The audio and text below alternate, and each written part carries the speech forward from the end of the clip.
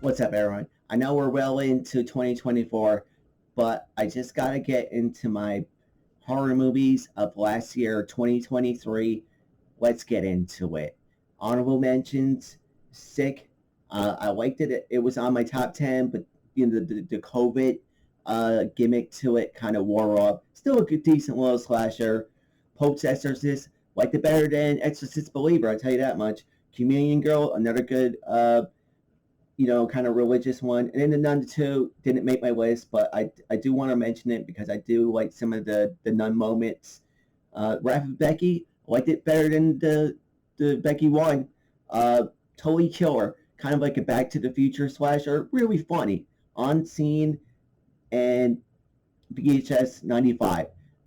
All right, let's move into the top 15 horror movies of 2023. At number 15, I got Insidious Red Door. Now, I'm a big Patrick Wilson fan. I think he really loves the horror genre. You could tell that when he's in The Conjuring and, The Devil Made Me Do It. And I just think the reason why it's at number 15 is because I think it's at that point where the series is starting to feel like kind of TV showy, but I do like the son, and I do think there was some scary moments. 14, It's a Wonderful Night. I thought this was a kind of cool idea to take the 1950s movie, Christmas movie, and kind of turn it into a slasher movie.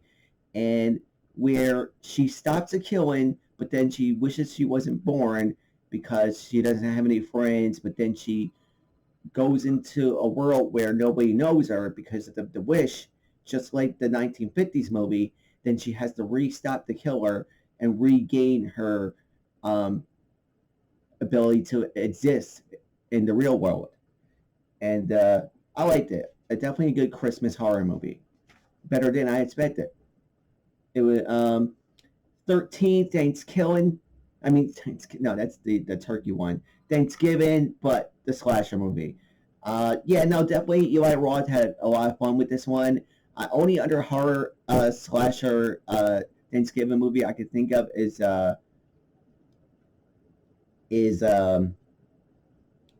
Blood Rage. Spoonful of Sugar.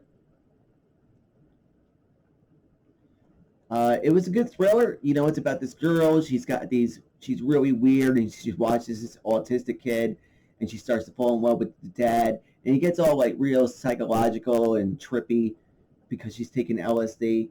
I just really thought it was kind of off the wall crazy. It's a good. Clock's a good. It's on Hulu, and then she's running out of time to have a baby, and she starts to have like a mental breakdown. It's really wild. It's really scary. Scarier than I thought. Number 9, we got Megan. Like the killer dog come to life type of movie. Worth checking out. I really enjoyed it. One of the better horror movies of 2023. Angry Black Girl and a Monster. It's kind of like Boys in the Hood with Frankenstein. It's in the urban ghetto, but she creates this monster and it goes against the gang. Really cool. I like the way they did it. Influencer, it's kind of like a take on like how cutthroat the influencer market is and how people just, kind of, it's all about being popular and clicks and, I enjoyed it. It's real relevant, and it tackles like the TikTok and the Instagram and all that. The Boogeyman. I like this better than I thought. I really thought it had a lot of good scares. I thought it had a real good. It kind of reminded me of something James Wan would do. It was just. I really liked it. It was really Cobweb. Now, Cobweb was one of the more Halloween-y feeling movies of the year, and I like the actors and the kid in the movie, but the ending was just kind of made no sense. But other than that, I like the atmosphere of the movie, and it was creepy. Just the ending just kind of threw me off, so it dropped to number 5. Number 4, When Evil Lurks. Freaky movie, freaky bizarre movie. If you like Terrified, uh, When Evil Lurks is one of my favorite movies of that year. Talk to Me.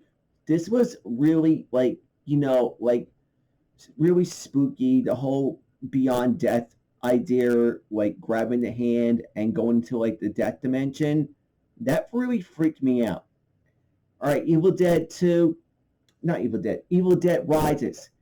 Uh, like before my number one, and if you don't count my number one, listen, Evil Dead Rise was wild, man. There was like a lot of decapitations, a lot of killing, a lot of blood, a lot of red stuff, and I just really enjoyed it. Even if you don't like the original Evil Deads, like I really just, it was one of my favorite movies of the year. And number one, Godzilla minus one. So if you don't count Godzilla minus one as a horror movie, then Evil Dead is the number one. But Godzilla minus one was like near, like Oppenheimer good. It was that good. It was amazing. It was the best Godzilla movie I'd seen. All right, everyone. That's my list for 2023 of best horror movies. Take care. Have a good day.